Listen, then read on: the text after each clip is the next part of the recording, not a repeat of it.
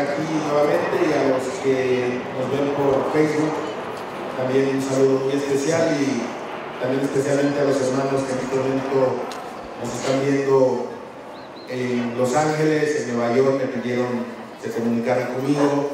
Ellos en este momento se van a conectar. Están teniendo una serie de mítines simultáneos en Nueva York, en Los Ángeles y en Chicago, en pro de la caravana migrante.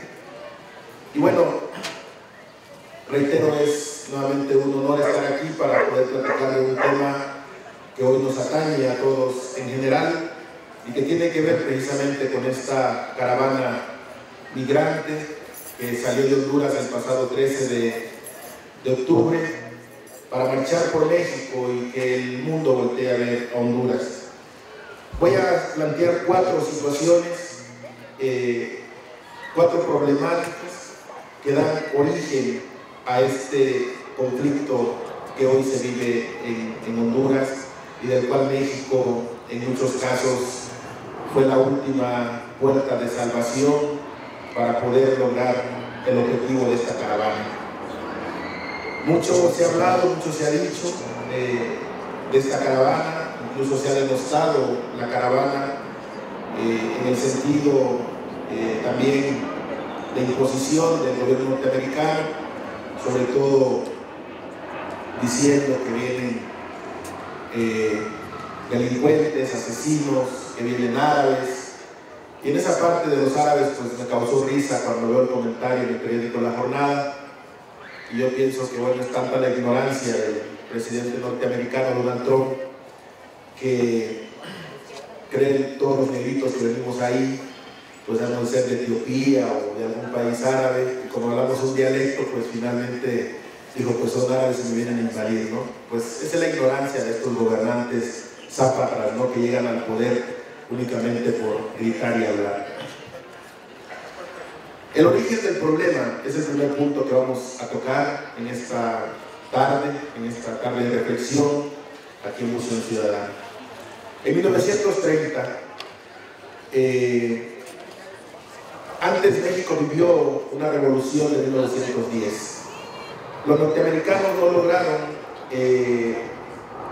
hacer lo que deseaban con aquella revolución, de la cual ellos fueron parte fundamental porque proveyeron a los movimientos armados de las armas necesarias para llevar a cabo esta revolución.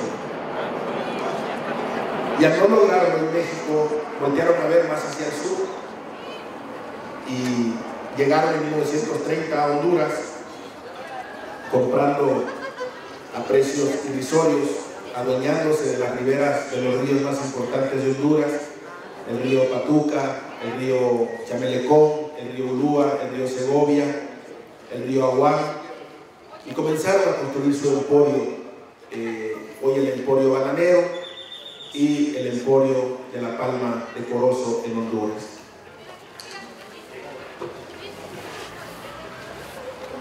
Y ahí nace la República Bananera, como se le conoce a Honduras. Somos el principal productor, el segundo productor de plátano en el mundo. Y también en 1900, yo tengo 52 años,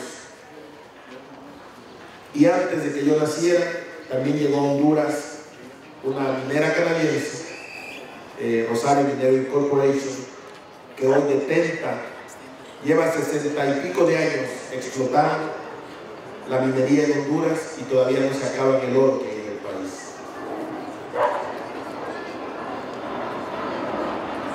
En estos procesos fueron muy importantes la participación de los militares. A partir de 1930, que los norteamericanos llegan a Honduras, también en ese momento ellos empiezan a controlar las fuerzas militares de Honduras. Hay un libro muy emblemático que ojalá pudieran leer, de Gregorio Seltzer, que se llama Honduras, Patria Alquilada. Lo pueden encontrar en YouTube, en Google Libros. Hay otro libro también de un maestro hondureño, el fundador del Partido Comunista en Honduras, el maestro Ramón Amaya Amador, ya fallecido, que se llama Prisión Verde. Estos dos libros relatan de manera importante.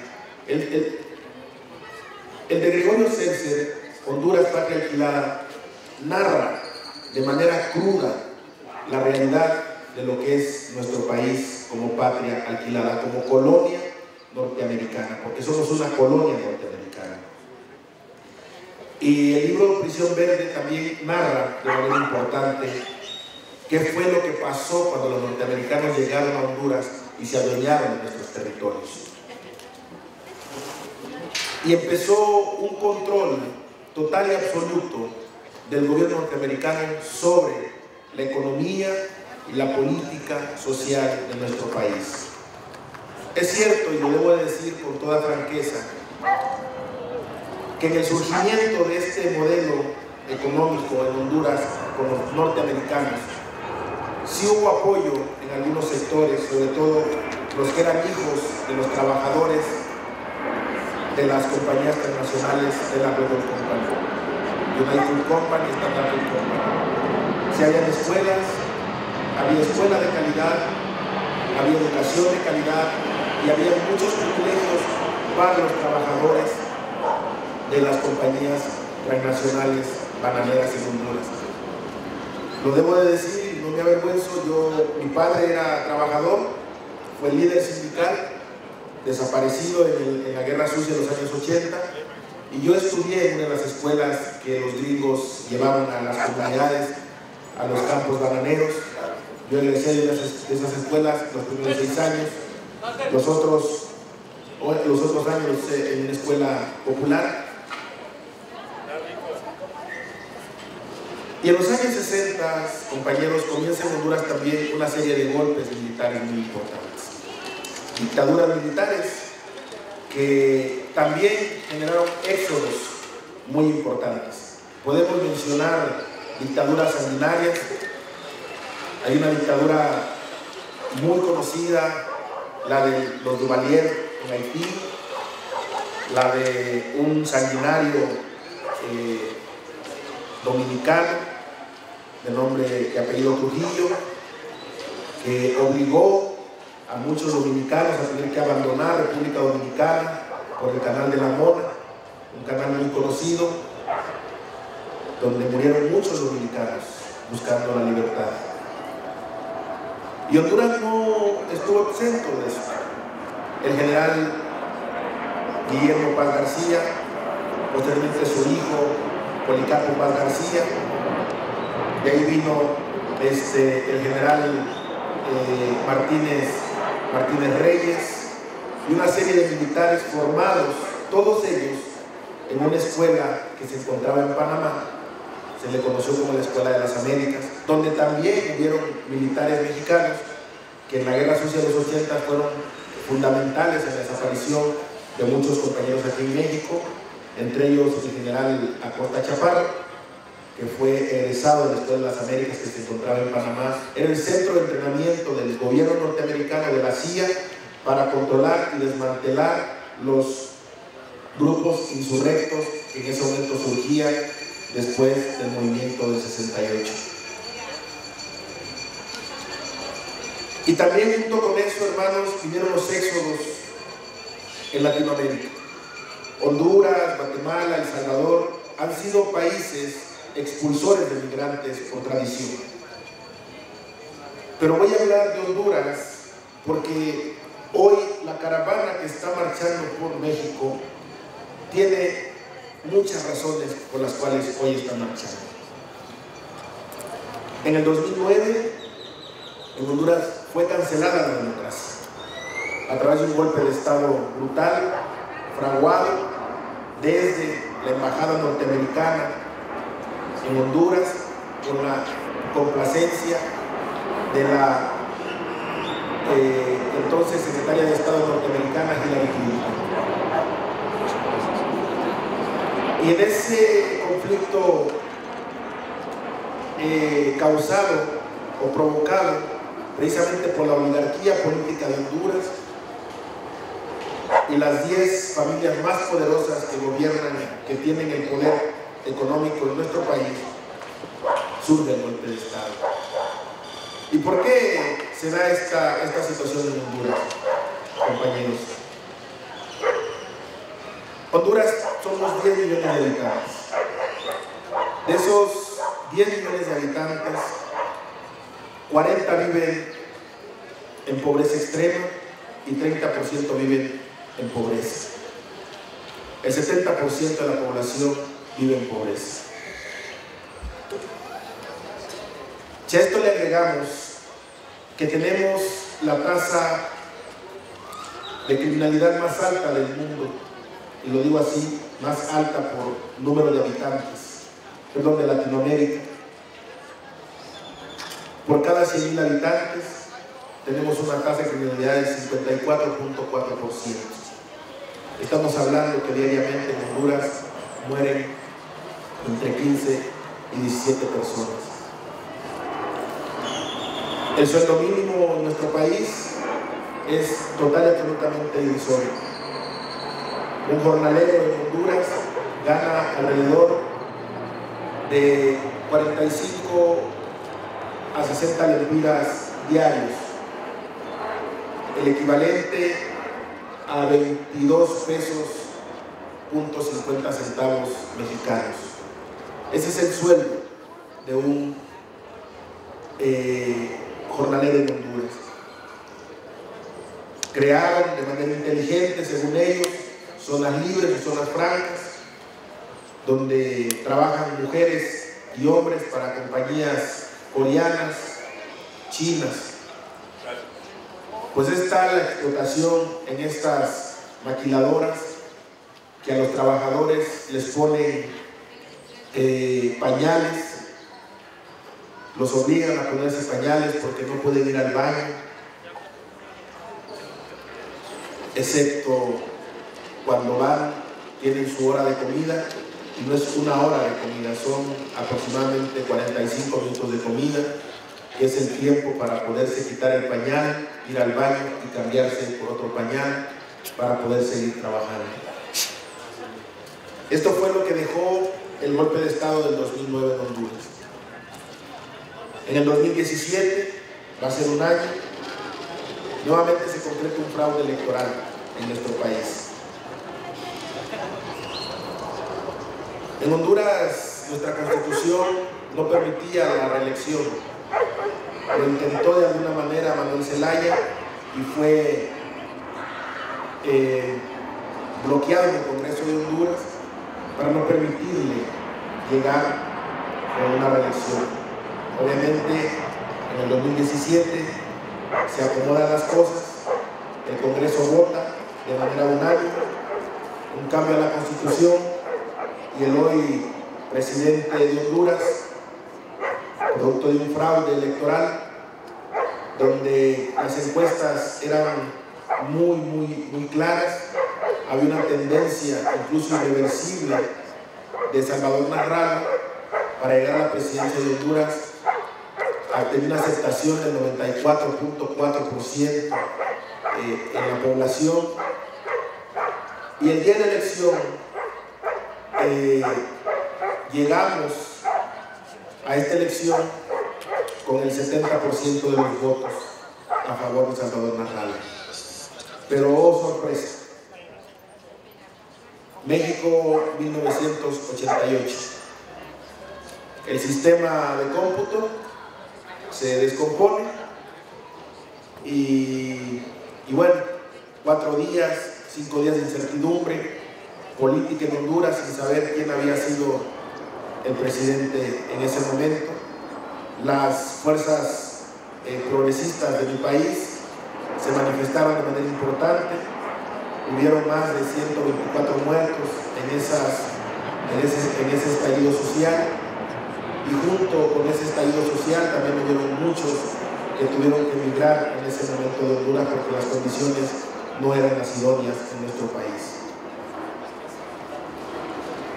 4 días después, 5 días, el sistema se restablece y resulta que el Zápatra de Orlando Soto, pues bueno, es presidente de Honduras, pero para esto el señor ya había viajado a Estados Unidos a que fuera bendecido por su padre, Donald Trump. El 2 de octubre mientras ustedes los mexicanos conmemoraban los 50 años de la matanza de Tlatelolco, el Congreso de mi país modificaba la Constitución de Honduras para ceder aguas nacionales, ríos y mares a las transnacionales mineras, hoteleras e hidroeléctricas. En Honduras, compañeros, las oportunidades de vida están canceladas. La democracia en nuestro país está cancelada desde el 2009.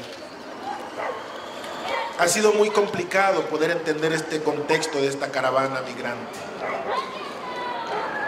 Decía que tenemos 70% de pobreza, sueldos mínimos que son total y absolutamente fuera de toda realidad en este momento. Este cambio a la Constitución automáticamente da carta abierta a todas aquellas transnacionales que tengan la posibilidad de poder construir una hidroeléctrica o ir y construir minas a cielo abierto, explotar minas a cielo abierto y con ello desplazar a muchas comunidades de sus pueblos. La mayoría de estas comunidades viven en las riberas de los ríos, de ahí tienen su sustento, pueden sembrar yuca, pueden sembrar malanga, pueden sembrar llame, pueden sembrar papa, pueden sembrar sus alimentos para poder subsistir. Pueden tener sus animales, sus gallinas, quizás uno que otro por ahí, un puerco, y viven también de la cacería. Y al momento de modificar la Constitución, en automático también les cancelan la oportunidad de vida. La caravana migrante no es más que el reflejo del fracaso del modelo económico neoliberal. Es el hartazgo de una sociedad que ya se cansó de estar sujeta, siendo objeto y sujeto a la vez de las decisiones que toman los políticos y los ricos en nuestro país llamado Honduras. Esta caravana viene con un solo objetivo, y aquí lo digo en el foro Voz Ciudadana, porque me ha tocado escuchar tristemente en los camiones, en el transporte público, en el metro, que les vienen a quitar el trabajo, que vienen a robar, que vienen violadores, que vienen asesinos. Y ha sido muy claro el andar de la caravana. La caravana ha sido golpeada, hemos sido humillados por las autoridades mexicanas, por el Instituto Nacional de Migración, por el mismo Ejército, por la Policía Federal, que ha endurecido el cerco migratorio alrededor de la caravana. El caminar ha sido difícil, ha sido muy difícil, pero en este caminar de la primera caravana no se ha presentado un solo incidente desde que entramos a territorio mexicano. Hemos sido total y absolutamente pasivos ante la agresividad de la propia autoridad. En algunos espacios en que caminamos, porque hemos caminado todos juntos, hemos sido detenidos, y lo único que hemos hecho al momento de ser detenidos o cercados es hincarnos y tomarnos de la mano en una cadena humana para que no nos puedan llevar. Sin embargo, aún así, han roto los protocolos, han roto los acuerdos en los que se ha llegado a los estados, con las autoridades, y bajo amenazas, incluso a los medios de transporte, a las empresas de transporte, tienen total y absolutamente prohibido subir a un migrante a los autobuses, so pena de perder sus concesiones. Algunos se arriesgan, muchos se han arriesgado, sobre todo traileros, que vienen con sus cajas vacías, las abren y le dicen a los migrantes: súbanse, yo voy a 5 kilómetros, 10 kilómetros, pero sé que les van a servir para poder caminar un rato y descansar sus pies. Hemos sido fumigados como si fuéramos cucarachas. En Matías Romero, Oaxaca, llegaron unas unidades de la Secretaría de Salud y de manera arbitraria fumigaron toda la caravana. Y lo mismo sucedió en Juchitán, donde nos dio mucha tristeza porque la misma sociedad se opuso a que la caravana fuera fumigada en Juchitán, Oaxaca. Pasó en Acayucan, el momento que los compañeros llegaron a Acayucan, el gobierno de Yunes inmediatamente cercaron todo el pueblo de Acayucan, Ciudad Cerdán, Ciudad Alemán, que es donde estaba la caravana, y también cerraron negocios y comenzaron a fumigar el pueblo y también a fumigar la caravana. El proceso del caminar de la caravana por México, compañeros, ha sido difícil. Yo he estado acompañando la caravana, yendo y viniendo aquí a la Ciudad de México, para poder documentar de manera fehaciente lo que se está viviendo en este proceso. Desde Chiapas hemos venido avanzando con la caravana. El viaje ha sido muy, muy difícil. Han habido muertos en la caravana. La semana que la caravana ingresó a México, fue agredida en la frontera con México, Guatemala, tanto por autoridades guatemaltecas como por autoridades mexicanas.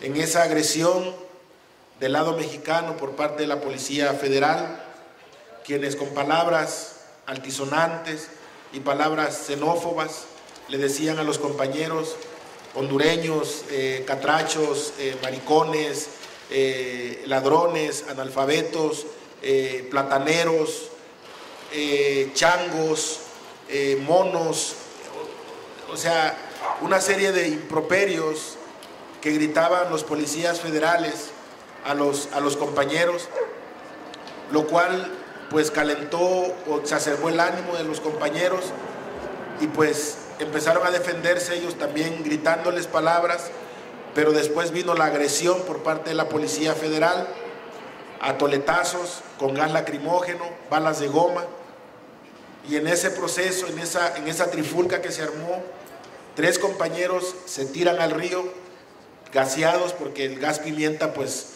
sí lastima, desesperados se tiran al río, y 3 mueren, pues se tiran varios, pero 3 mueren ahogados. Eso no lo dijeron los medios nacionales. Una jovencita de 16 años, de nombre Miriam Suyapa González Mendoza, con 6 semanas de gestación, también fue golpeada por los policías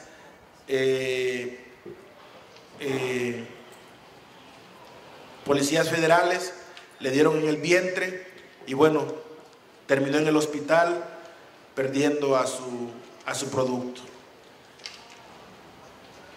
Cuando salimos de Huistla hacia Pijijiapa, en el trayecto, los medios nacionales cambian la información.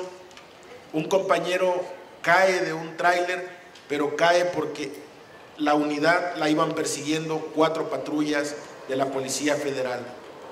Y con el miedo de cómo actúa la Policía Federal, el compañero cae de la unidad y fallece por traumatismo craneoencefálico. En Tonalá, Chiapas, otro compañero, producto de la caminata, de lo extenuante que fue la caminata ese día, fallece de un paro cardíaco. Y así, compañeros que fueron hospitalizados por crisis, pero esto no lo comentan los medios nacionales. Nuevamente digo, no venimos a robarles la paz a los hermanos mexicanos. Los hermanos vienen huyendo de Honduras, de esos ríos de sangre y mares de terror que se viven diariamente en nuestro país.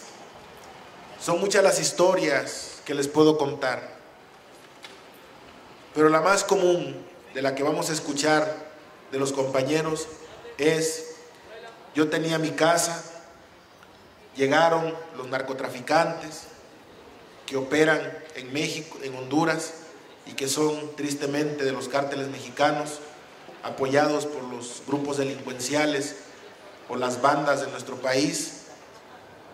Me quitaron mi casa porque no quise venderles droga. Mataron a mi hijo, mataron a mi esposo porque no quisimos vender droga.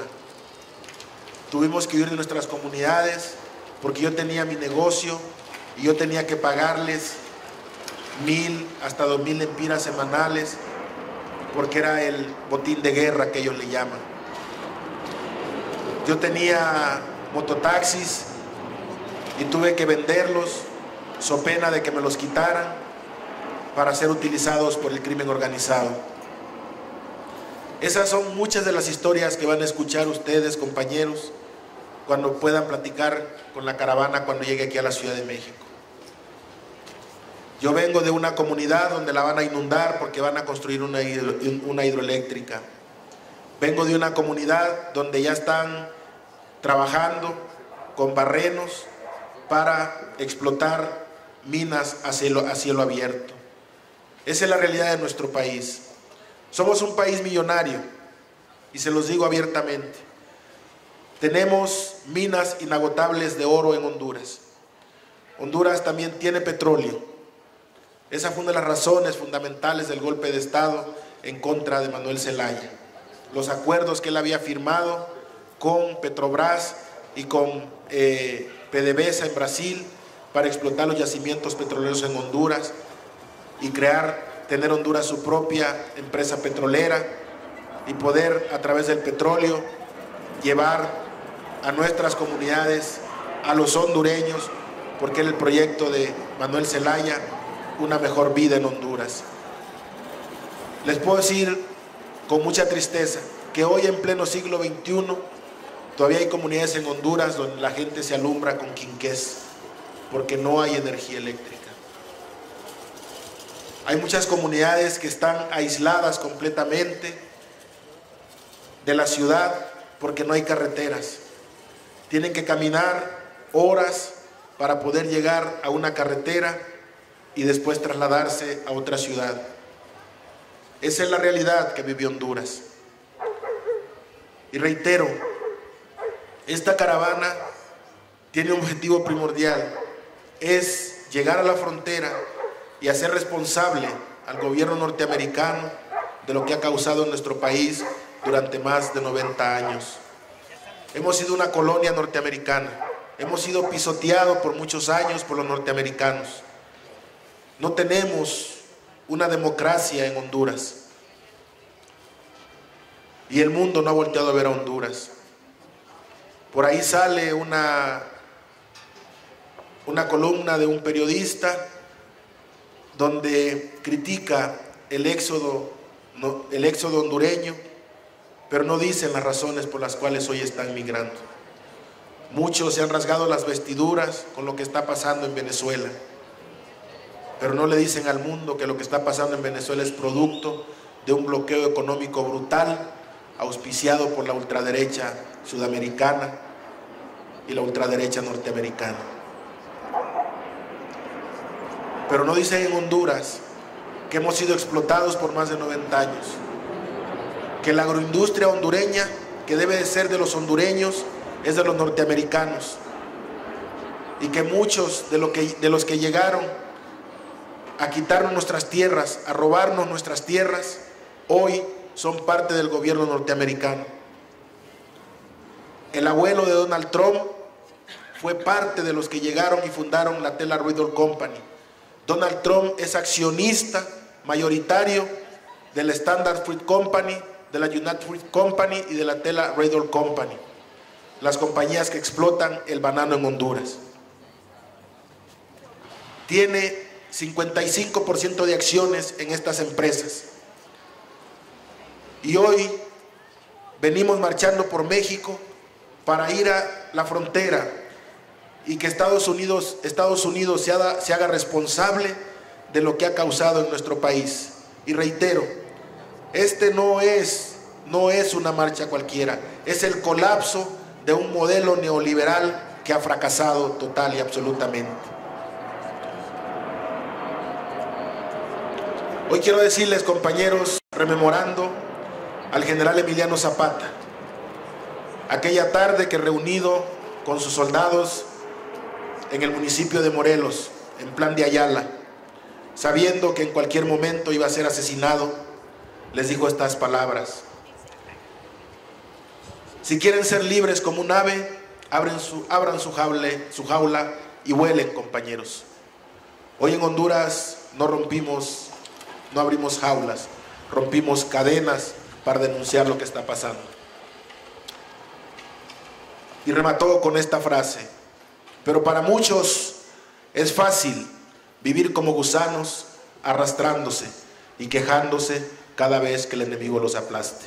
No venimos a robarles la paz, venimos buscando paz, un oasis de paz en ese mar de terror y ríos de sangre que vivimos en Honduras. Muchas gracias.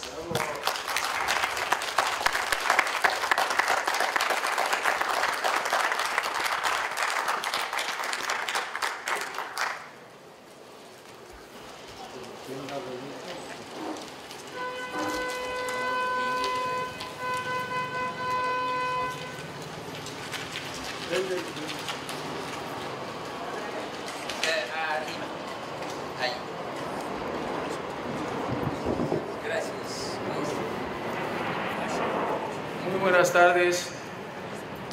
Agradezco la hermosísima generosidad de los compañeros del Buzón Ciudadano al permitirme en la mañana de hoy, ya en la tarde de hoy, compartir con ustedes el tema de la migración, que no es otra cosa que compartir parte de lo que ha sido el drama humano desde los albores de las civilizaciones.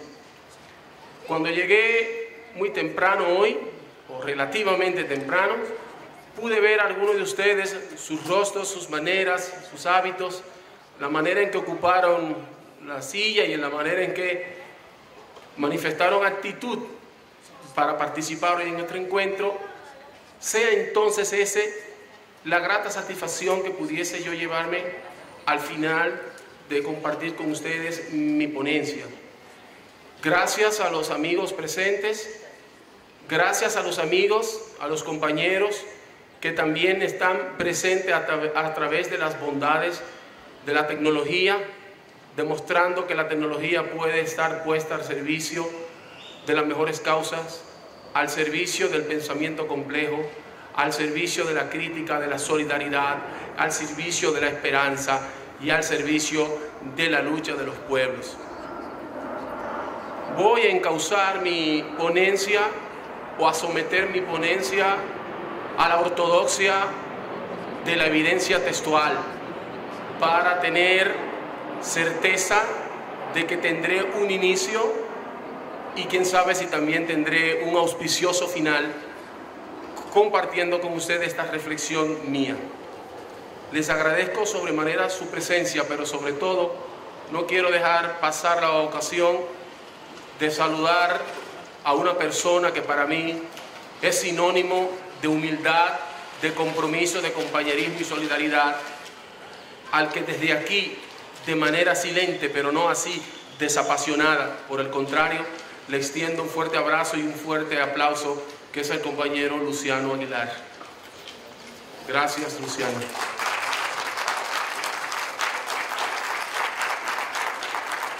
Se supone que ante la calidad expositiva, ante la exquisitez expositiva y ante el dominio temático que ha desarrollado aquí el compañero Omar, debe comprometer de la mejor manera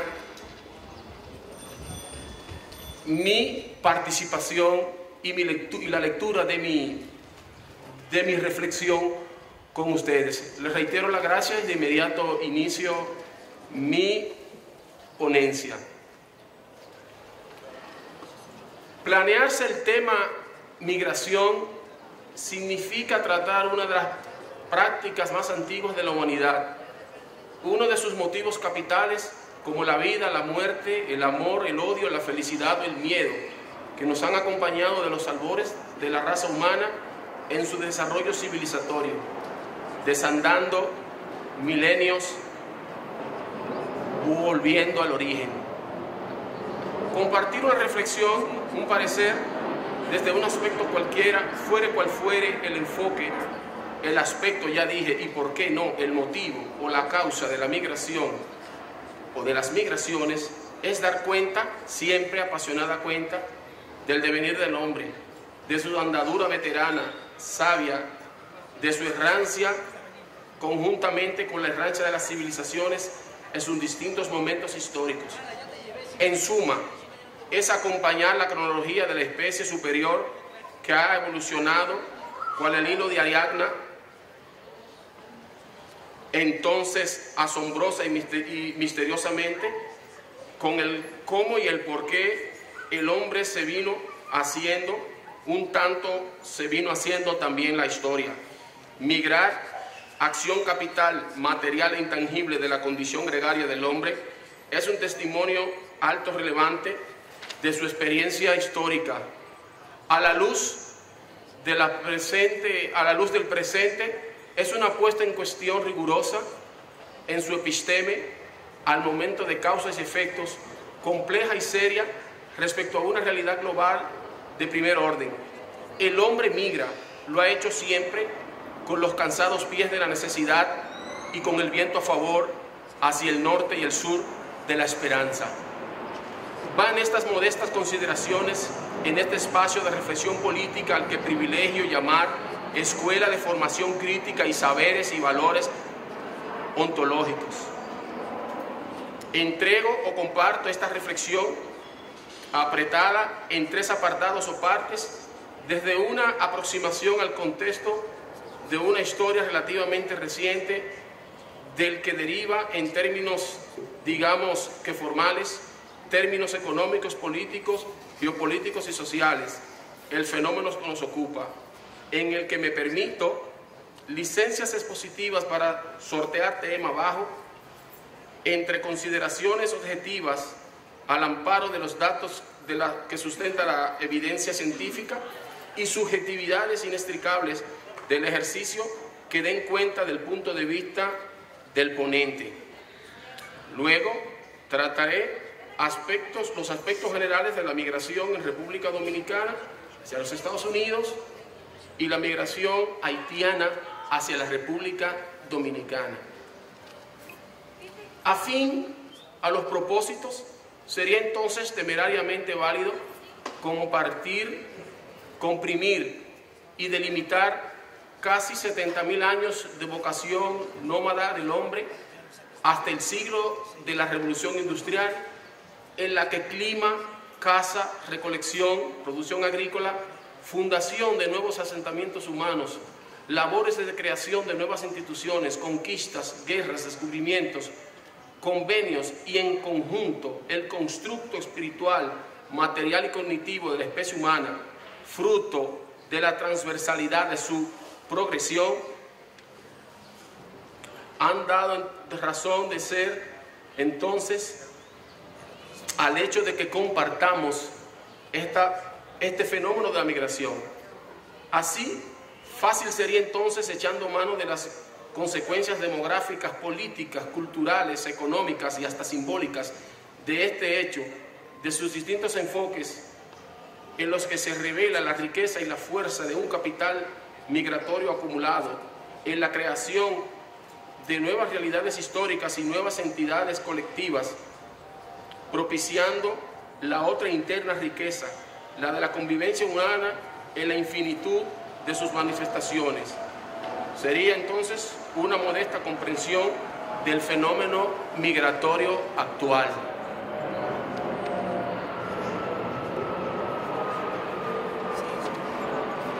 Omitiendo o saltando obviedades registradas, ya vistas sobre entidades desde el fenómeno económico, político y social del siglo XVIII, los sismos subsiguientes en las artes, las ciencias, en la política, en la economía y en todos los campos inherentes a la sensibilidad y la creación colectiva del hombre, podemos decir que en los últimos 40 años asistimos a un nuevo paradigma social, económico y político, geopolítico entonces, sobrevenido de la recomposición de la práctica histórica en estos aspectos señalados, pareciendo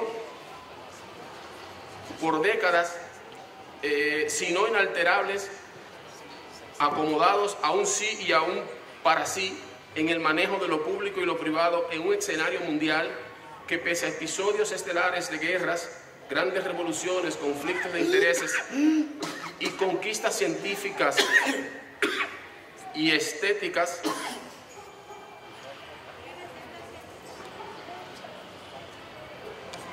han terminado siendo un nuevo paradigma en esta tragedia de las migraciones o las grandes migraciones internacionales. El cambio de poder económico, político y social experimentado en estos últimos 40 años, cambio de paradigma, sobre todo cultural, cambio de época o época de cambio, como dijera el expresidente ecuatoriano Rafael Correa, parecen ir en el sentido de la necesidad de cambios de ideas, de visión de mundo, de reglas de juego, cambio a la manera de lo expresado por el académico, filósofo y activista del 68 francés, Daniel Vincent, que dijo: cada vez son más las personas convencidas de la necesidad de cambiar un mundo regido por el autoritarismo liberal, un mundo dominado por la intolerancia, el racismo y el egoísmo consumista.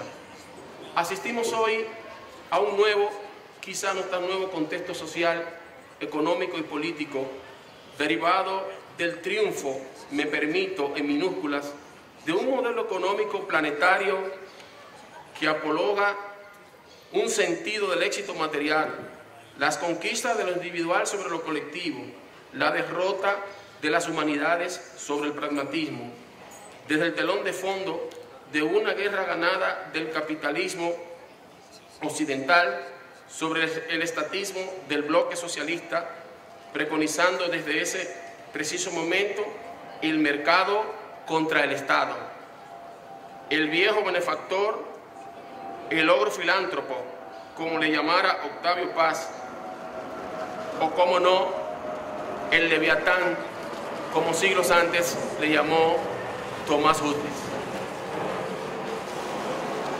Esta guerra, más caliente que fría, ganada por las utilidades financieras, el mercado capitalista sobre el sentido del bienestar de los estados y los gobiernos progresistas, se devino en la etapa más violenta del liberalismo como doctrina política y económica, el neoliberalismo, con el impulso decisivo en los años 80 de los gobiernos de Ronald Reagan y de la férrea dama inglesa Margaret Thatcher, cuya lógica se explica en el flujo del libre mercado en un principio y en un segundo muy acotado, el de personas.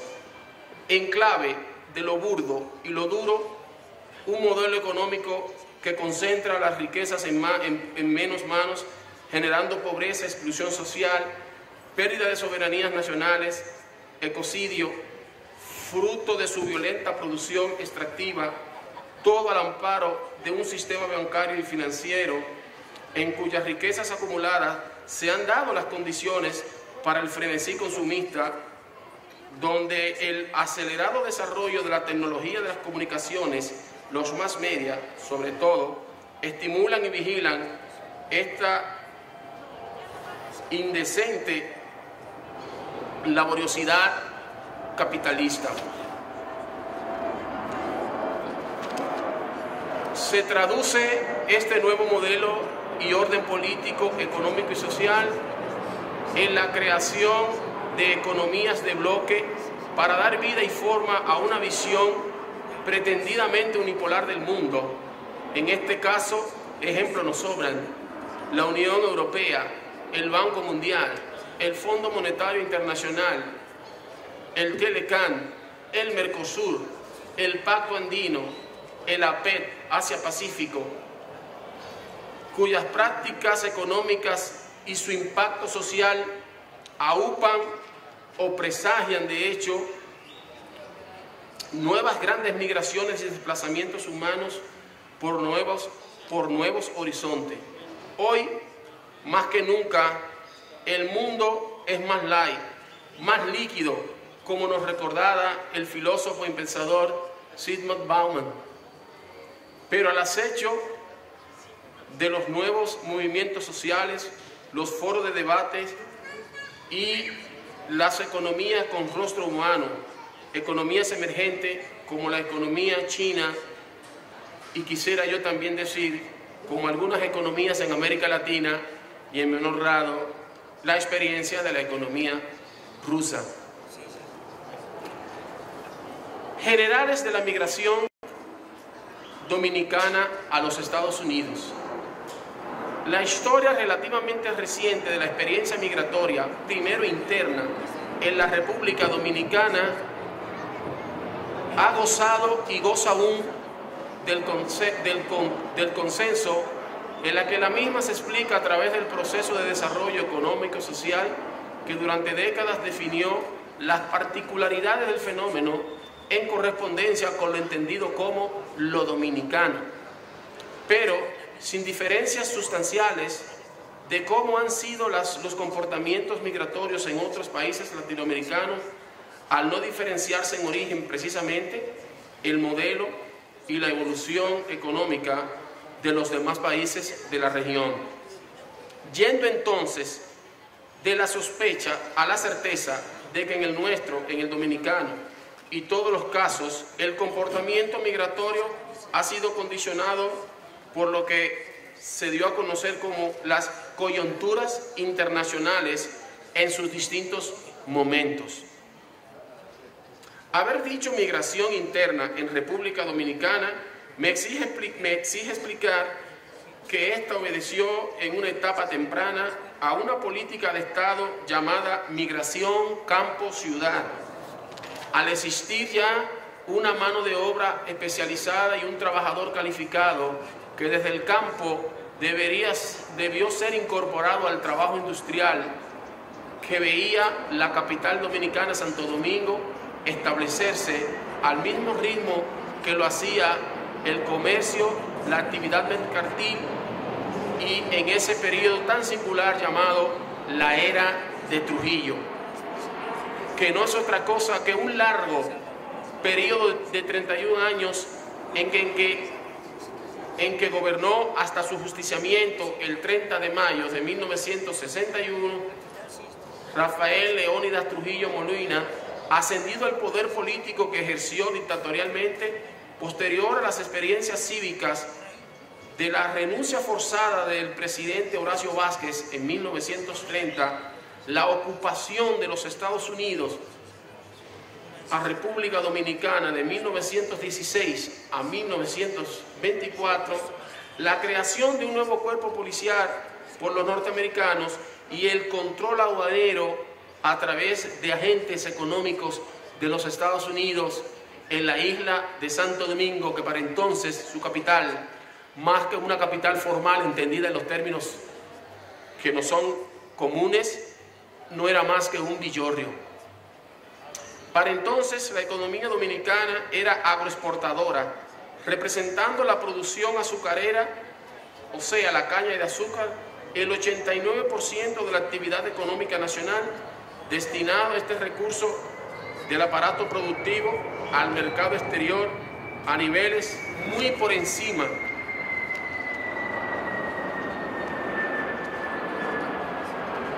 encima de otros productos que para entonces formaban parte de la política de exportación dominicana, como el café, el cacao, el jengibre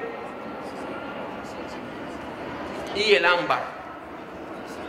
Migración dominicana a los Estados Unidos. A fuerza del decir y el sentir popular, al amparo de la tradición y ante el dato histórico o el capricho estadístico benévolo, en la República Dominicana pocos dudan de que fue un llamado Juan Rodríguez, Juancito Rodríguez, la primera persona que en su condición de marino mercante partió hacia los Estados Unidos, hacia lo que después vino a ser esa vigorosa Unión Americana a finales del siglo XVI. Se especula o no que este dominicano, si vale decir, llegó a la isla de Manhattan aproximadamente 40 años, aproximadamente 400 años atrás, desde un punto cualquiera de la geografía dominicana, propiamente la española, para entonces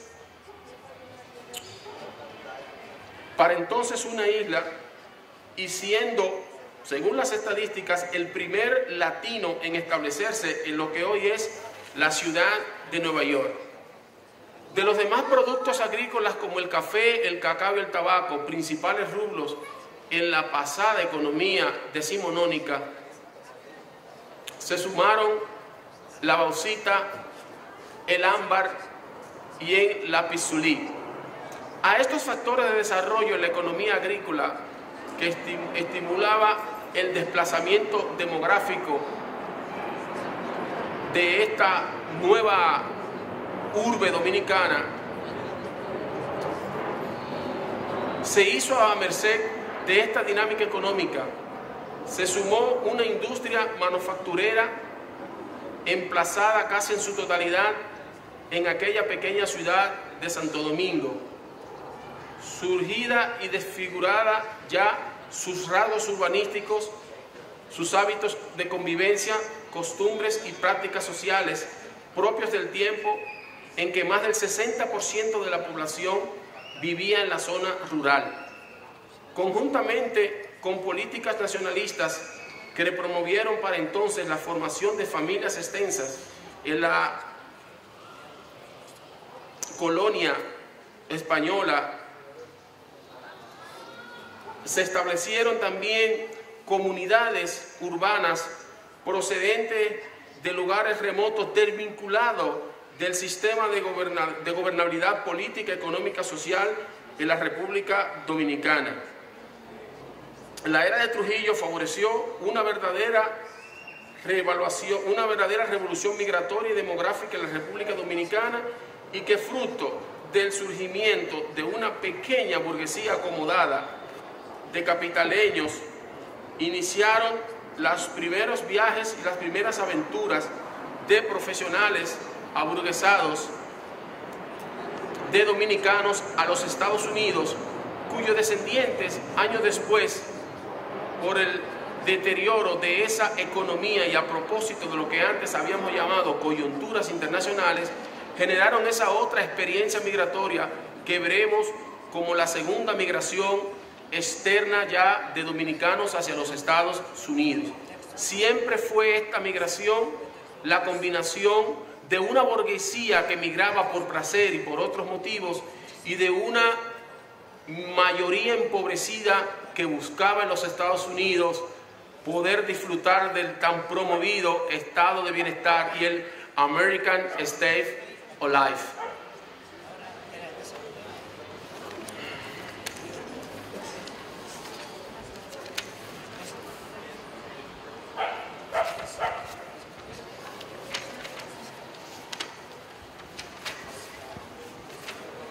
La migración haitiana a los Estados Unidos la situamos para la época en que en el 1605 se produjo las devastaciones de Osorio, que no fueron otra cosa que una autorización de la corona de España para que en la parte nordeste y sudeste de la Hispaniola fueran despobladas, a propósito de que, con el interés de causarle daño a la República Dominicana, las coronas imperiales de Francia, Inglaterra y Holanda, que para entonces luchaban por el posicionamiento geoestratégico para el uso y el disfrute de las materias primas en las nuevas tierras conquistadas, incursionaban desde la práctica del corso. Corso no era más que una práctica mediante la cual, por orden real, una persona o la persona ejercían trabajos de piratería, de ataque y de saqueo a los buques españoles que arribaban a la isla de Santo Domingo por esos lados, en esa natural actividad socioeconómica que generó la posesión española de la isla de Santo Domingo o la Hispaniola. Estas devastaciones trajeron como consecuencia que las dos grandes comunidades del sureste y el nordeste de la isla, llamada Montecristi y Vallaguana, fueran despobladas y trasladadas a la incipiente entonces capital de Santo Domingo, llamada La Isabela para entonces, y fue a partir del establecimiento forzoso de estas comunidades, huyendo a la labor de corso o a la labor filibustera. Quiero establecer una diferencia. Para entonces, la diferencia entre la acción de pillaje desde la patente de corso era a propósito de una autorización real, y el trabajo de la piratería o el trabajo de los filibusteros era una empresa a título personal que generaba, no estaba regulada por ninguna corona y generaba más daño a la economía y a la condición de vida del dominicano, entre comillas, en esa parte de la isla, en ese entonces. Tendríamos entonces que comprimir la historia que explica la evolución de esa presencia del sujeto haitiano en suelo dominicano, llegando entonces a la época de la llamada Era de Trujillo, donde a propósito del desarrollo de la vigorosa empresa azucarera en los llamados ingenios de la República Dominicana, y a propósito de ese estado favorable de la economía propiciado por la invasión norteamericana del 1915 a 1924, se ven los colonos dominicanos en la necesidad de traer esclavos negros de la parte haitiana para desarrollar esta ardua labor de la empresa azucarera y luego manufacturera a través de la madera. Muerto Trujillo, y con el devenir de las instituciones políticas que le dieron sentido a esta nueva idea de país y a este otro sentido de la democracia posterior al régimen despótico de Rafael Leonidas Trujillo Molina, los gobiernos posteriores, específicamente del profesor Juan Bosch, del presidente no vidente Joaquín Balaguer, y posteriormente los presidentes Antonio Guzmán y el presidente Leonel Fernández, auspiciaron la diversificación de la actividad económica dominicana, orientada ya al amparo de este nuevo modelo económico del liberalismo hacia la economía de servicio, el turismo y unas prácticas variadas en esta nueva dinámica comercial. Desde entonces, las labores menudas en el ámbito del campo, en el ámbito de la construcción, en el ámbito del comercio informal, lo detenta la comunidad haitiana en la República Dominicana, cuya presencia no se limita ya a los llamados barracones, que eran, digamos, los espacios de hábitat de la comunidad haitiana para la época de la Era de Trujillo, en la que precisamente se produjo para el año de 1937 el episodio más luctuoso de la historia moderna de la República Dominicana, que fue llamado el Corte, que no es otra cosa que el ajusticiamiento por cuchillo y armas blancas de por lo menos 4.000 a 5.000 haitianos residentes en la República Dominicana, acusados por los colonos que los sometían a condiciones de explotación, de que hacían daño a la economía cuando salían de los barrancones y se dedicaban a delinquir para poder sobrevivir en una realidad dominicana totalmente diferente, pero un poquito más mejorada que la que ellos dejaron en su país de origen, Haití. Sepan ustedes que la naturaleza de la migración dominicana, de la migración haitiana en República Dominicana, ha estado condicionado por un factor muy singular. Somos una única isla después de Chipre, la única isla después de Chipre en Europa, que siendo una isla propiamente comparte dos naciones diferenciadas en su devenir histórico, en su cosmovisión, en sus hábitos, en sus culturas, en su cosmogonía, en sus costumbres y en su manera de ser. Unos en el 30% del territorio de la Española, que lo conforman la República de Haití con su capital Port-au-Prince, y la otra el 70% del territorio que ocupa hoy la República Dominicana con su capital Santo Domingo. La intelectualidad dominicana, la historia oficial dominicana, por razones que todavía no alcanza la razón a explicar, han seguido promoviendo ese odio, esa acumulación de resentimiento histórico que no ha permitido que lo que hoy se llama el paso fronterizo del sur de la isla, de donde migran los haitianos a la República Dominicana, no se haya dado en los términos en que los organismos internacionales, en que la decencia, en que la convivencia humana, en que el sentido del mutuo respeto así lo han permitido. La comunidad haitiana tiene como instancia primera migrar a la República Dominicana al desarrollo de esas labores menudas que hoy no desarrolla el trabajador dominicano. Hay un factor de naturaleza ética, moral, de una falta de aceptación, de una falta de compromiso con los que son nuestros rasgos identitarios, que no permite que el dominicano asuma ese tipo de trabajo como una fuente y forma honesta de modus vivendi, de modus vivida, y ha endosado la carga peyorativa de esos trabajos a una mano de obra haitiana siempre sobreexplotada, siempre sometida y siempre acosada. La migración dominicana moderna se traduce en los dominicanos que vía el canal de la Mona, esa instancia fatalmente lúdica del brazo de mar que nos separa de Puerto Rico,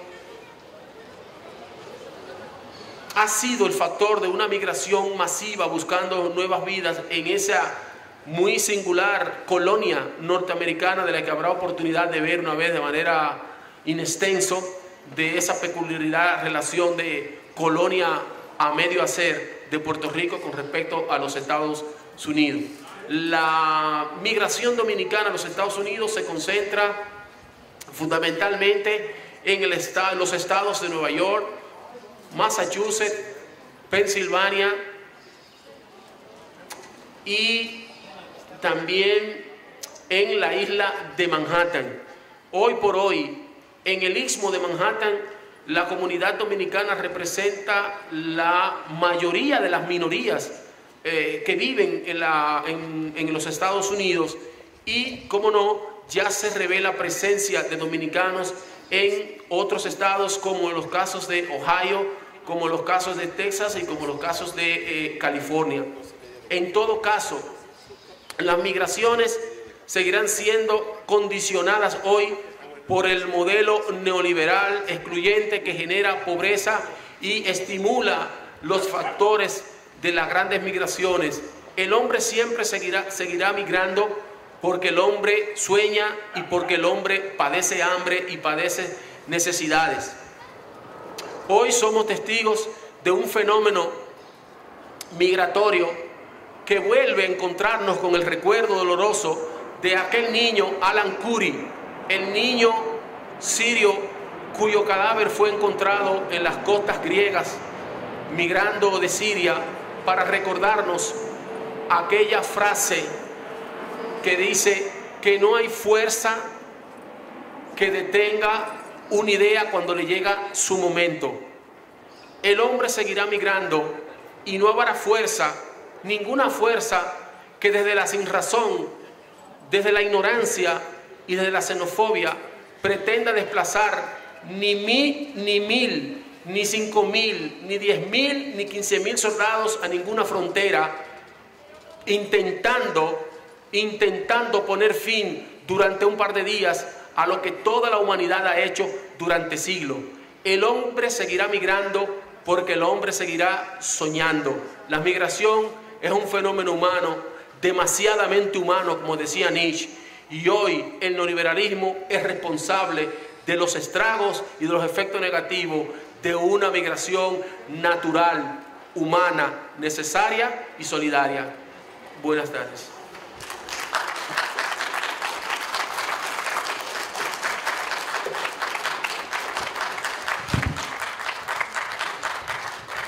Pues agradecemos mucho a nuestros conferenciantes. Desafortunadamente, debo decir, me dan mucha pena algunos comentarios que escucho tristemente de compatriotas que, escudados a veces en algún seudónimo, emiten en las redes sociales.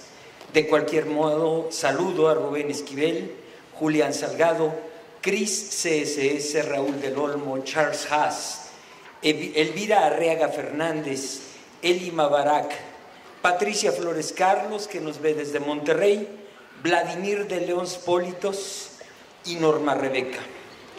Uno de los comentarios que me parece altamente recuperable, dos de los comentarios, Ana Lilia Rayón. Aquí en México también ocurren esas desgracias y abusos. No es extraño para los mexicanos.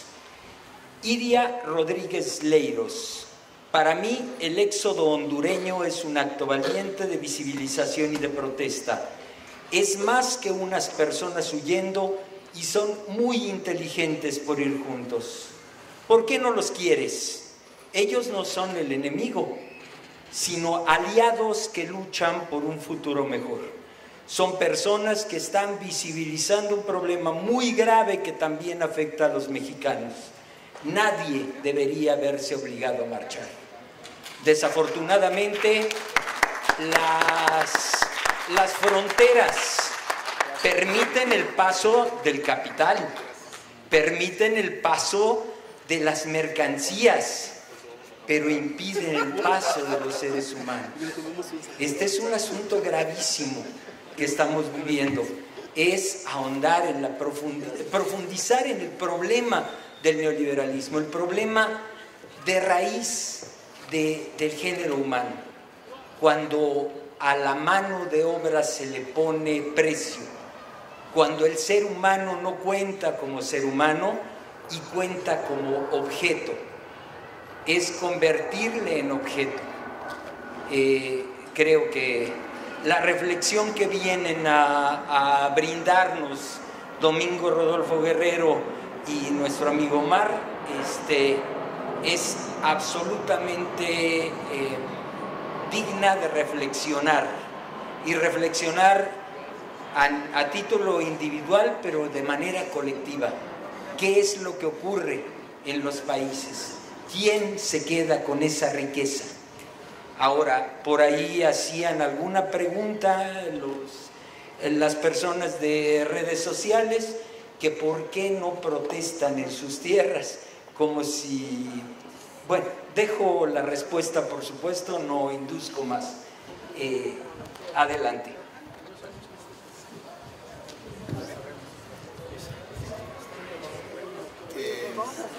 A la pregunta de redes sociales, yo quiero contestarles que protestar en Honduras es protestarle a un fusil M16, es protestarle a una pistola 9 milímetros, o sea, es protestarle a la muerte, porque en Honduras no hay libertad de expresión. Las protestas en Honduras son automáticamente golpeadas por el gobierno, y quienes están a la cabeza de esas marchas o esas protestas son asesinados por el gobierno.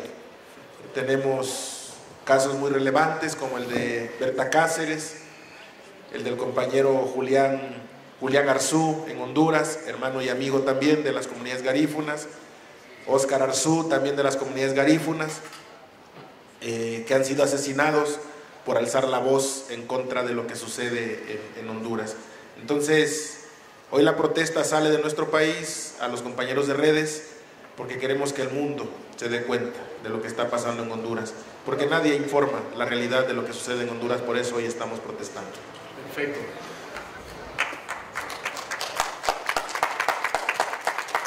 Si me permites, Omar, quiero también, a propósito de esa inquietud expresada por los compañeros de las redes sociales, decir que seguramente en el caso hondureño, y como no, lo evidencio yo, en el caso dominicano, sí hay protestas, y muchas.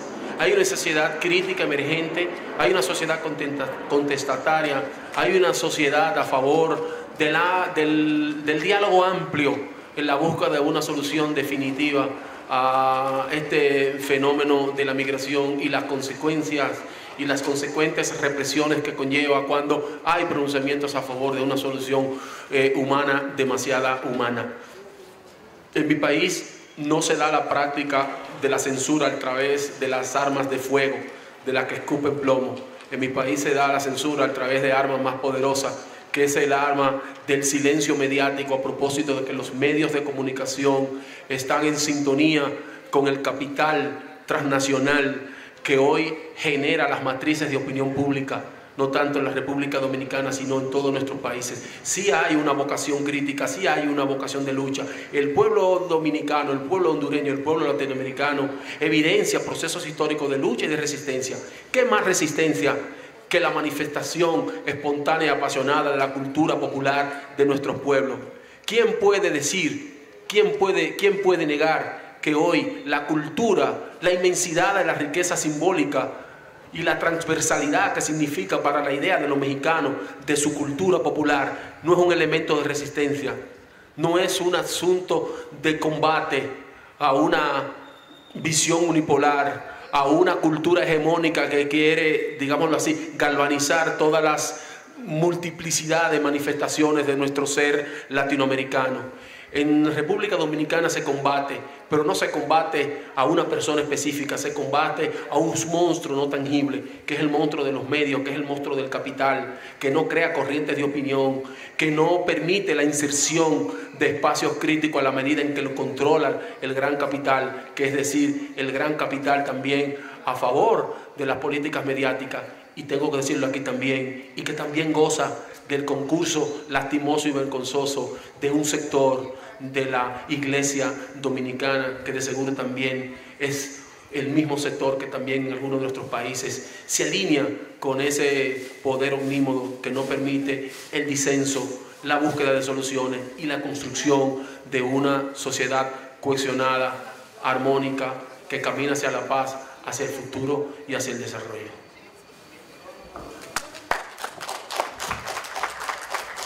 Gracias. Y aquí vale la pena recuperar un proverbio latino de Publio Terencio: soy humano, nada me es ajeno. Aquí tenemos a algunos compañeros que desean hacer preguntas. Bienvenidos. Buenas tardes. Es una pregunta o un comentario. Allá han pasado más de 400 años de que vinieron los españoles aquí, ¿verdad? Y no hemos hecho nada de tecnología en ningún país de Latinoamérica, ninguno, empezando por Argentina ahorita y Brasil, que están en muy malas condiciones. Esa es mi pregunta sobre la tecnología que hemos desarrollado. Gracias.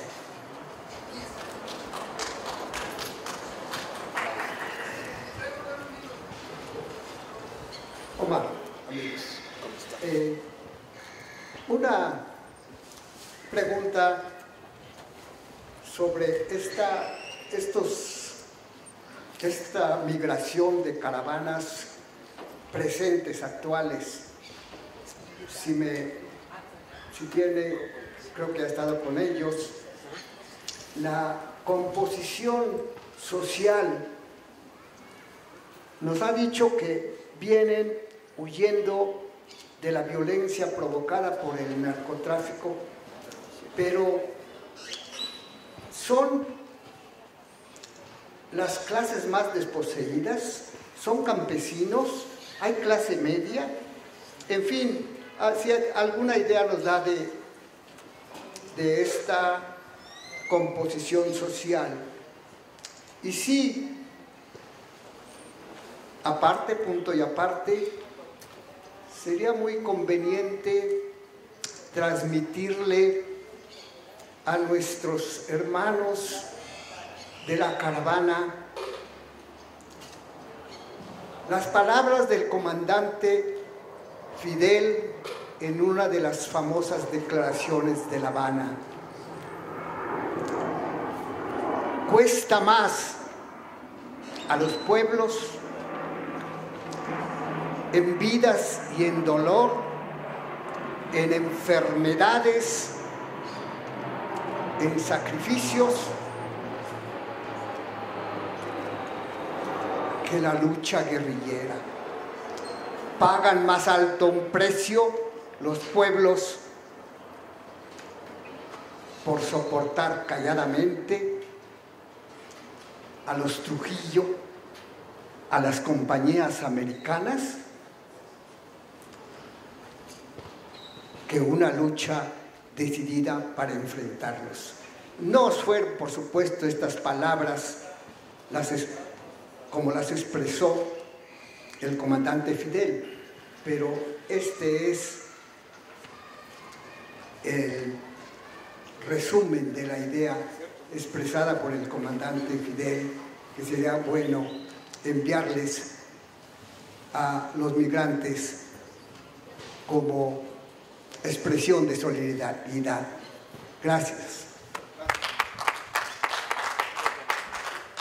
Una breve pausa. Recordarles, por favor, Buzón Ciudadano se sustenta gracias a las cooperaciones de ustedes. Les agradecemos por participar.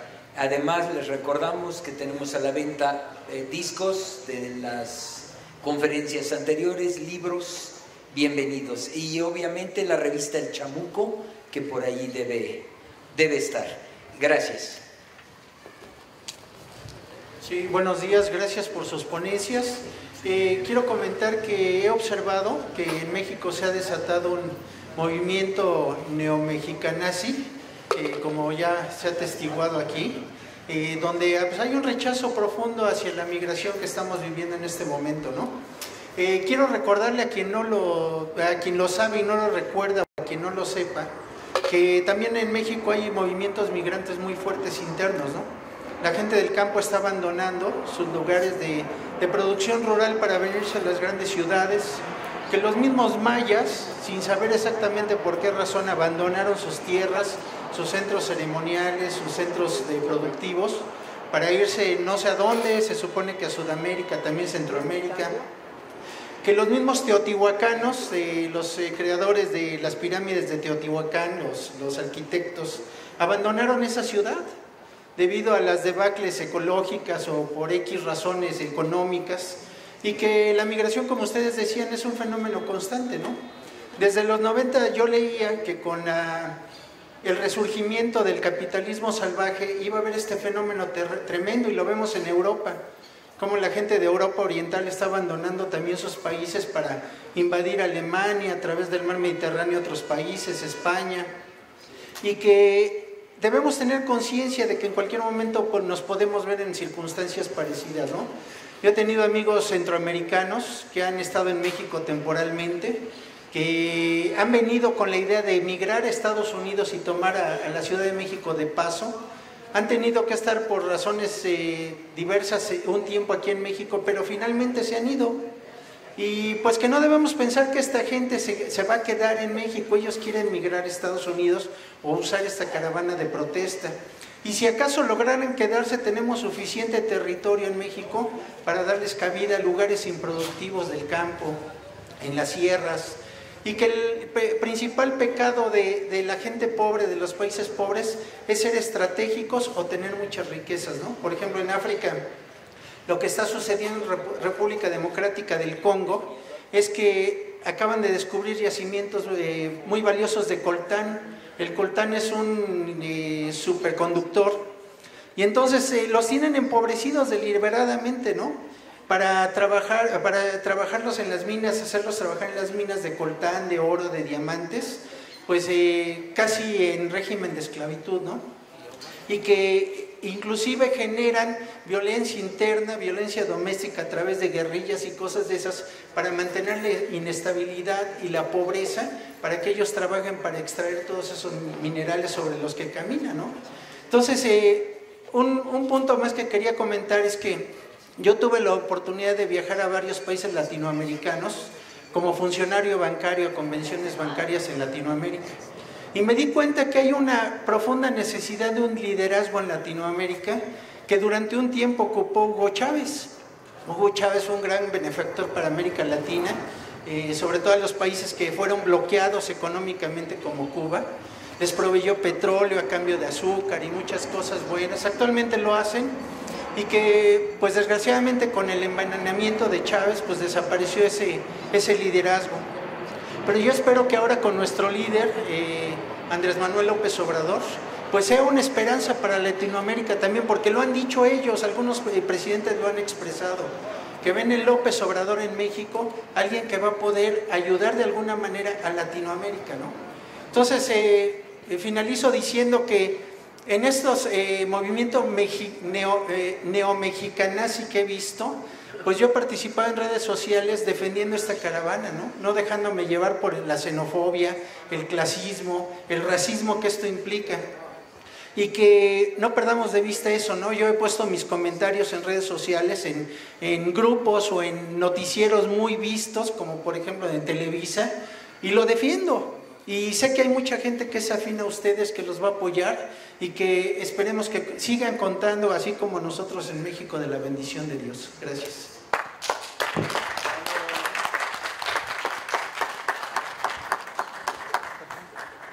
Sí, buenas tardes. Es una tristeza que suceda esto, que haya estas caravanas, porque están protestando. Aquí en México tenemos también mucha miseria, mucha pobreza, salarios miserables, y pues la gente también está, por eso este movimiento en las elecciones con López Obrador, y yo deseo que esta caravana vaya a su fin, que su meta la cumpla. Pero también veo algo malo, que cuando entraron a México de Guatemala fue a la fuerza, con violencia, con agresividad. Y así no se entra a un país, con agresividad, violencia. No, digo, pues deberían de haber entrado pues en otra forma, ¿no? Porque tiraron las rejas de la división, de la frontera, echaron bombas molotov, y así, pues eso sí es lo que yo le veo de malo eso. Pero yo deseo de todo corazón que logren su meta y que salgan adelante, tanto República Dominicana, toda Latinoamérica, que salgamos adelante y que Dios los bendiga. Gracias.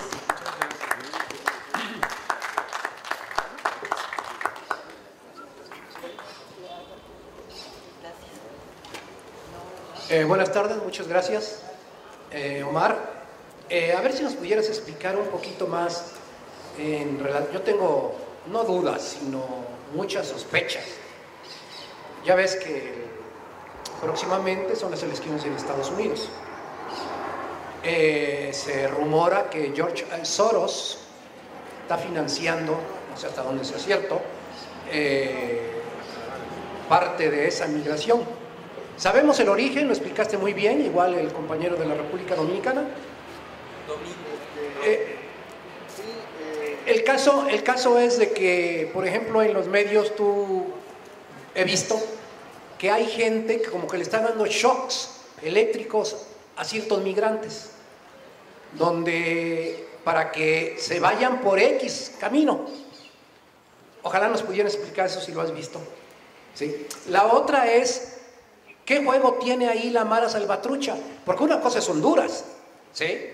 Y otra cosa es El Salvador. O sea, hay que diferenciar Guatemala, sus características, El Salvador, Honduras, Porque sí es cierto que está el narcotráfico, sí es cierto lo que hablaste del neoliberalismo, todo es, pero la situación es ahorita, hoy que esos paisanos van cruzando y le duele a uno lo que ve, ¿no? O sea, y uno se pregunta si somos seres humanos, carajo, porque la forma de tratarlo es esa. Y para el compañero de la República Dominicana, Domingo Rodolfo. Sí, Domingo. El caso es de que yo soy fanático de béisbol. Entonces, hay unos jugadorzazos dominicanos. Pelota para nosotros. Bueno, es que allá voy, la pregunta va hacia allá. En Cuba, tengo entendido, se quitaron lo que los gringos llaman farms, que es la formación de peloteros, grandes peloteros cubanos, y lo pasan, tú me corriges, lo pasan a la República Dominicana cuando viene el problema esto con Cuba. Hace 30 años. Sí, y entonces se desarrollan grandes peloteros. A lo mejor era por la consideración estética, formal, de ese... Antropomorfa, sí. Esa es la palabra que quería usar. Que nos expliques cómo juega ese concepto dentro de la sociedad, porque también es una manera, independientemente de que es deporte de manipulación, porque uno ve los grandes sueldos, y cuando tú ves eso dices, ¿cómo está la República Dominicana, no? Control social. Bueno, eso no lo explicarías, pero sí que hicieras, Omar, la diferencia entre estas caravanas, porque ahora ya están otras más, y la verdad, yo pues, como mexicano digo, estamos jodidos, pero no podemos desatendernos porque somos seres humanos y además guadalupanos de la demás gente, si es que somos eso. Gracias.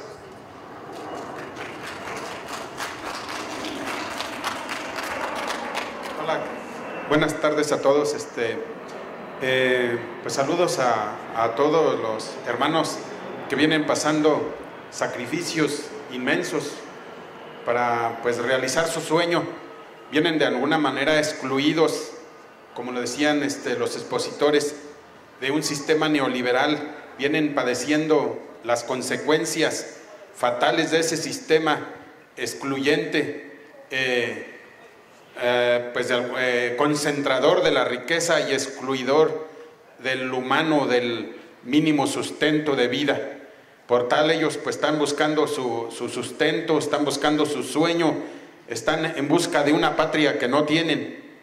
Y pues desgraciadamente, decían los expositores, Omar, muy preciosa exposición, donde él narra pues cómo son las compañías allí en su tierra, las bananeras, que pagan una miseria, exportan el plátano, el café, el azúcar, y esa va seguramente a satisfacer las necesidades elementales a otros países, pero con mano de obra muy mal pagada, muy mal organizada, de alguna manera no tienen ese pago por su trabajo, son excluidos. Y yo estoy pensando que para allá íbamos aquí en México, con estas compañías ambiciosas, de alguna manera especuladoras, voraces. Los vimos en el aeropuerto, las vemos por todas partes, esas compañías que nos van desplazando poco a poco, y poco a poco se van concentrando de la riqueza. Nos damos cuenta que en México hay muchas compañías que no pagan impuestos, muchas compañías que gozan de muchos privilegios, y por tal la gasolina nos la han vendido carísima, le han aumentado, porque esas compañías, ¿qué privilegios tienen de no pagar impuestos, de explotar las minas, de explotar las riquezas nacionales, y que los mexicanos explotados ya de por sí paguemos por ellos? Es injusto, inmoral, es atroz esa situación, y más sin embargo estaba pasando. Salió por ahí en el Google un comentarista que habla de estos asuntos, miles de millones de pesos que se han quedado las compañías como Telmex, las de Slim, las de estos, los ricos más ricos del mundo, que en el país de los más pobres del mundo nos están explotando y nos están expoliando de esa forma, haciendo que pagar al 40% más cara la gasolina, y de eso, al pagar la gasolina más cara, se nos encarecen todos los productos, porque pues todo se cosecha, se mueve a través de la gasolina y de los energéticos, ¿verdad? Entonces, es la misma situación más o menos la que estamos viviendo, nomás que pues allá se agudizó más esa situación. Y yo pienso que ese discurso que van a o están presentando para, ¿cómo se llama?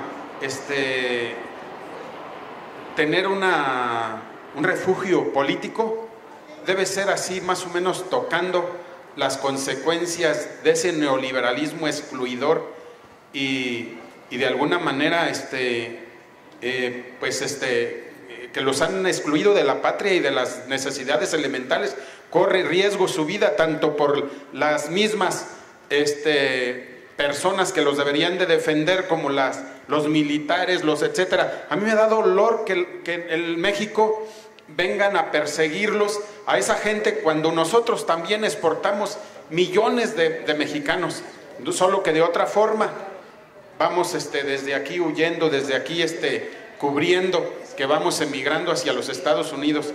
Yo mismo me volé 4 o 7 veces para Estados Unidos, la verdad. Mis paisanos tenemos abandonados los pueblos de Michoacán. Están allá llegando compañías aguacateras y de varios tipos del agro que ocupan mano de obra también mal pagada, por supuesto, pero de alguna manera allí pues para sobrevivir, ¿verdad? La gente tiene, pero se cansa un momento y dice, quiero buscar otras condiciones. Y yo creo que lo que hay que hacer con todas esas compañías, pues de alguna manera organizarse, boicotearlas o pedir mejores condiciones, lograr una autonomía de cada país, organizados de alguna manera y luchar unidos en contra del neoliberalismo y en contra de las compañías voraces, destructoras, además del medio ambiente. Menciona también las mineras voraces. Aquí en México también las hay, y en el mar, extractoras de minerales que no pagan absolutamente nada por llevarse los minerales y las riquezas del suelo, del subsuelo, de la patria y de los mares, que no están considerados de ningún país también, por supuesto. Entonces esas compañías no tienen freno, desgraciadamente. ¿Qué podemos hacer ante ellas? ¿Qué van a hacer estas gentes cuando lleguen al muro fronterizo norteamericano, si aquí los están golpeando? ¿Qué irá a hacer allá con el neonazi Trump? Los va a golpear seguramente, no sé qué va a pasar. Yo esperaría que esperaran a que tome posesión ¿cómo se llama? El nuevo presidente de México, se refugiaran en México y buscaran mejores condiciones para cruzar si es que su sueño es Norteamérica. Muchas gracias.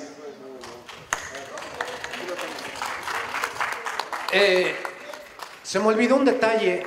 Cuando era pequeño, hace muchos años, pero muchos, recuerdo que mi padre fue de los primeros que fue a Estados Unidos de bracero, con el acuerdo que hubo con Ávila Camacho allá por los 40, cuando Estados Unidos estaba en guerra, etc. Entonces me dijo, para que vean que se repite la historia. Resulta que ya iban hacia Estados Unidos, y aquí en la Ciudadela, o sea, iban con un contrato, que por cierto, después de que regresaban había un porcentaje del sueldo que tenían allá, y aquí se los iban a proporcionar, y ¿qué creen? Desapareció, y todavía hay braceros que lo andan peleando. Bueno, el caso es de que en la Ciudadela tomaban a los braceros, los bañaban y los fumigaban antes de subirlos al tren. Al llegar a la frontera hacían lo mismo. O sea, no estoy justificando lo que pasó, porque es aberrante. Sin embargo, les recuerdo que aquí en México ya lo han hecho. Yo no tomé en consideración nada de ello, porque pues era chamaco, me lo platicó mi papá, me dijo lo que hubo, etcétera. Pero sí, ya lo hubo, fumigar a los seres humanos aquí en la Ciudadela, en la Ciudad de México en los años 40 y en Estados Unidos al pasar también. Ahí se las dejo de tarea para que vea que es una repetición de lo mismo. Buenas tardes a todos. Yo voy a ser bien, pero bien brevísimo. Yo nomás le diría a los que están en contra de esta situación que hay un dicho y todos lo sabemos. No olvidemos que arrieros somos y en el camino andamos. Nada más eso les quiero decir a los que están en contra. Compañeros, Omar tiene un evento a las 3 de la tarde, abreviemos. Únicamente recordarles, la próxima semana se van a presentar grandes amigos, María Teresa Lechuga y el doctor Arturo Ramos, aquí presentando el tema Los jóvenes y la perspectiva de la Cuarta Transformación. Dejamos los micrófonos nuevamente, agradecemos mucho la conferencia. Bueno, yo antes de contestar las preguntas brevemente, quiero hacer algo alusivo a estas fechas. Me nació ahorita que estaba escuchando. No soy mexicano, pero vivo en este país. Y en este mes de noviembre, la muerte es fiesta en su país. La caravana migrante por las carreteras de México. Se le aparece la muerte y los migrantes gritan, ya viene por nosotros. Yo no vengo por ustedes, le dice la muerte. Soy parrandera y alegre en este mes de noviembre. Vengo por los dos individuos que les han robado la paz. Uno es hondureño, de dudosa presidencia, y se llama José Orlando Soto. El otro es norteamericano, xenófobo y racista. Vengo por ellos dos, principalmente por Donald Trump. Buen Día de Muertos, hermanos. No sé escribir calavera, pero se me ocurrió de repente. He tenido que aprender algo de la cultura mexicana que admiro y respeto profundamente, sobre todo la forma en que toman esta celebridad tan ancestral que es la muerte. En primer lugar, voy a contestar 3 preguntas, las otras se las dejo a mi compañero, a Domingo. La primera, respecto a la forma en que la caravana entró a México. Quiero decirles que la primera caravana a la que yo vengo acompañando, nunca hubo bomba molotov de parte de nosotros, nunca hubo pedradas, nunca hubo nada que ver con lo que los medios de comunicación dicen. Eso quiero que quede puntual. En segundo lugar, y sabemos que no es la forma de ingresar a un país, eso estamos total y absolutamente de acuerdo. Han habido muchas críticas en ese sentido, pero nosotros, la primera caravana desde un principio pidió el libre tránsito con un planteamiento concreto, el de la caravana.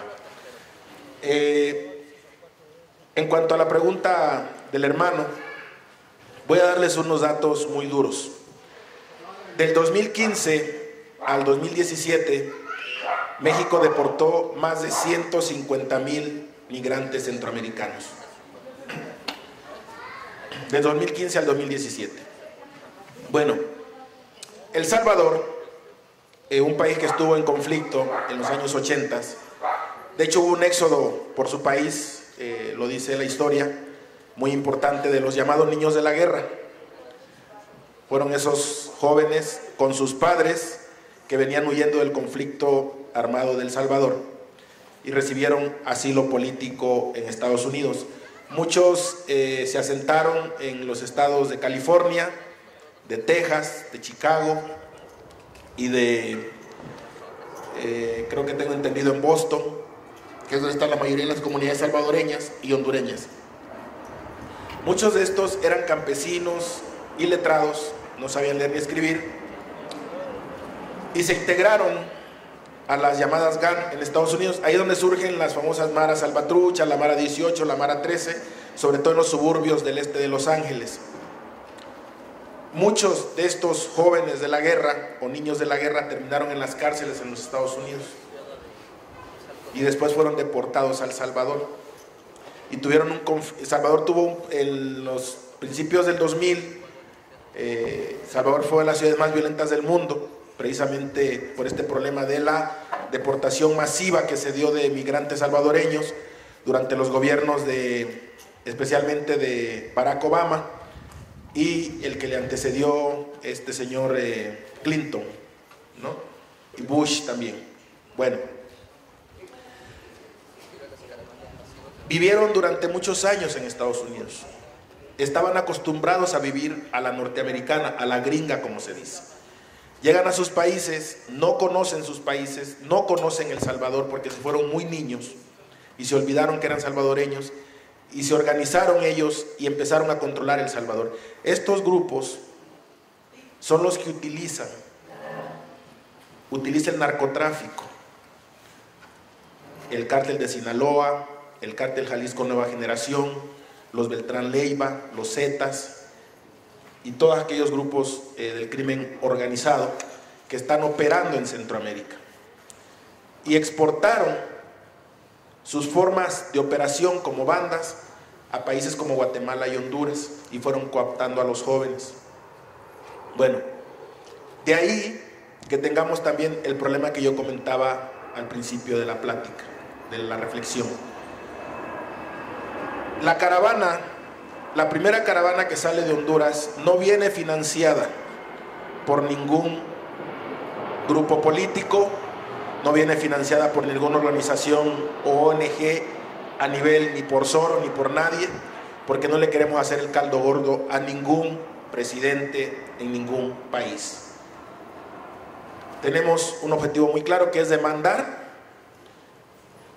a los norteamericanos y que asuman la responsabilidad de lo que han hecho y a lo que han convertido en nuestro país en los últimos 90 años.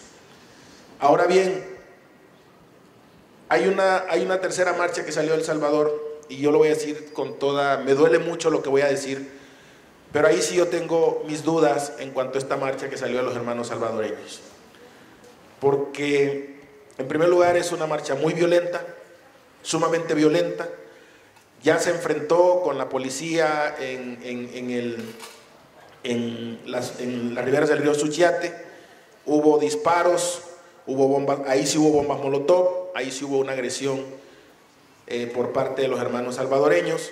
Por eso nosotros ayer fuimos muy enfáticos en el comunicado que lanza la caravana, nos deslindamos total y absolutamente de la caravana que viene de la República de El Salvador. Venimos de Honduras, somos hermanos los salvadoreños, los guatemaltecos y los hondureños, pero estamos en contra de la violencia, venga de donde venga. Hemos sido agredidos en México, sí, pero hemos mantenido ecuanimidad en cuanto a la marcha, que ha sido no responder a la agresión de la que ha sido objeto la marcha durante su caminar por su país. Eso es muy importante que la sociedad lo sepa. Y en tercer lugar, contestar también a un planteamiento que hace el compañero.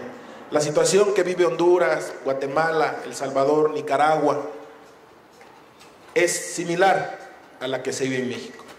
Por eso es triste ver la sordera y esta parte muda de los medios de comunicación en México, que no hablan también de estos desplazamientos humanos que existen en México. Tenemos comunidades, por ejemplo, en Chiapas, en Oaxaca, en Veracruz, en Hidalgo, en San Luis Potosí, que son migrantes internos, que salen de sus comunidades, los campesinos en Guerrero, que están siendo desplazados por la siembra de amapola, pero que son, y los van a buscar las transnacionales como Herdes, como La Costeña, para llevarlos al norte del país a trabajar en condiciones infrahumanas, en el cultivo o la pizca de tomate, de jitomate, de chile. Y lo mismo vemos en el estado de Guanajuato, donde también los campesinos de estos estados son traídos con sus familias para vivir en barracas. Yo las conozco, yo las vi en mi paso por México, en la búsqueda de mi hermano, pude conocer el viacrucis que viven los migrantes internos de su país cuando van a buscar o los traen de sus estados para llevarlos a trabajar, porque trabaja toda la familia. Y la última es, la mayoría de los que vienen viajando son campesinos, es gente del campo, muchos compañeros, se los digo así. Tenemos un alto índice de analfabetismo en Honduras, tenemos un índice del 64.5% de analfabetismo en Honduras. Somos la economía más pobre de Latinoamérica, solo por abajo de Haití. La segunda economía más pobre de Latinoamérica, solo por abajo de Haití. De ahí que hay que tomar esta caravana con mucha seriedad. De ahí que hay que tomar el objetivo de esta caravana con mucha seriedad. Porque al final, y reitero nuevamente, y lo dijo mi compañero Domingo, en su clara exposición, admirable exposición y respetuosa exposición, este es el fracaso total y absoluto de este modelo neoliberal que surge en los años 80 junto con los europeos, la Comunidad Económica Europea y la complacencia de las grandes potencias internacionales y los bancos mundiales de desarrollo, el Fondo Monetario Internacional, el BID y todos aquellos que han ahorcado a nuestros países en busca del control total. Esa es la realidad que estamos viviendo. Los norteamericanos crean los conflictos para dividir a la sociedad, pero después no se quieren hacer responsables de lo que han causado. Causaron el conflicto en Nicaragua, causaron el conflicto en El Salvador, porque ellos armaron a los grupos en El Salvador, armaron los grupos en Nicaragua, siendo Jimmy Carter presidente norteamericano. Hay un libro muy emblemático que escribe un exagente de la CIA.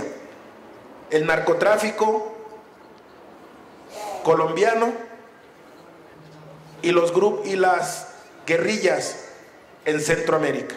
Ojalá pudieran leer ese libro, compañeros, y se van a dar cuenta cómo este hermano narra de manera puntual cómo el dinero del narcotráfico, financiado por los grupos del narcotráfico de Colombia, financiaron a los contras en Honduras para invadir a los compañeros nicaragüenses y terminar de derrocar las recientes democracias que habían surgido de los pueblos centroamericanos hartos del yugo de Anastasio Somoza Debayle en Nicaragua, que un día dijo: ¿cuál es tu hacienda más grande? Y dijo: mi hacienda más grande se llama Nicaragua.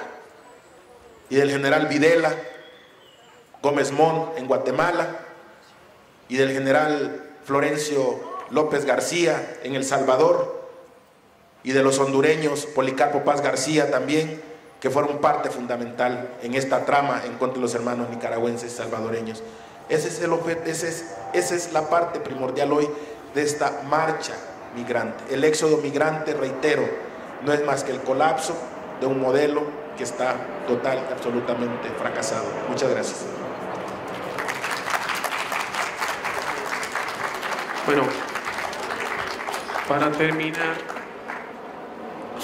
terminar quiero destacar la inquietud del compañero a propósito del béisbol, no tan solo como deporte, que es lo de menos, sino como un rasgo identitario de la cultura anímica, simbólica de la República Dominicana. Bueno, solo basta decir que durante siglos la expresión deportiva o la manifestación lúdica orientada a la recreación en la República Dominicana se expresaba a través de una práctica del juego de la gallumba, que su característica alude a que proviene de nuestros aborígenes, los taínos, y del mismo modo el juego de la olla y el juego de la carambola.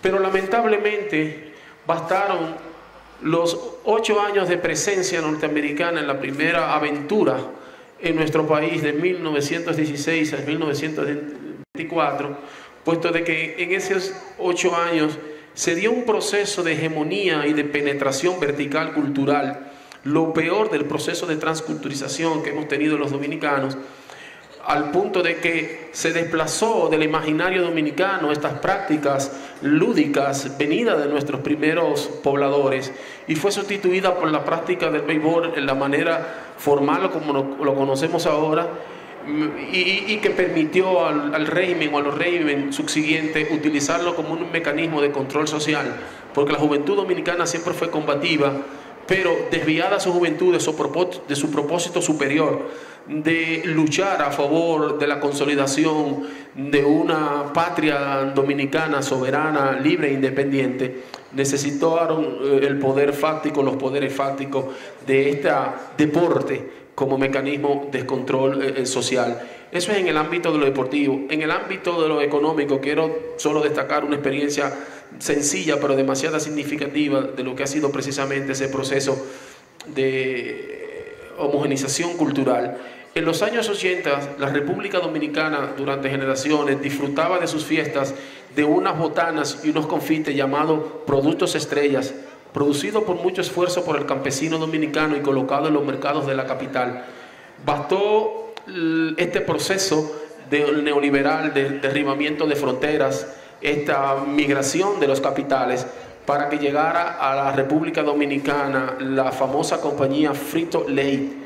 Esta compañía Frito-Lay generó un brutal proceso de doping, conocido, ¿verdad?, en las doctrinas económicas como el doping, que provocó la caída y el quiebre de estos negocios de las botanas populares, y desde entonces ejercieron un control monopólico en la producción y en la distribución de estos productos, al punto de que no tan solo sucumbió un producto del comercio dominicano, sino también un rasgo de la dominicanidad expresado en las fiestas, expresado en su espiritualidad. Hoy todavía, a través de grupos, pequeños grupos de comerciantes campesinos, se trata de proyectar una secularidad en la comercialización de estos productos a modo de progresión paralela a este mercado brutal que tienen las firmas norteamericanas.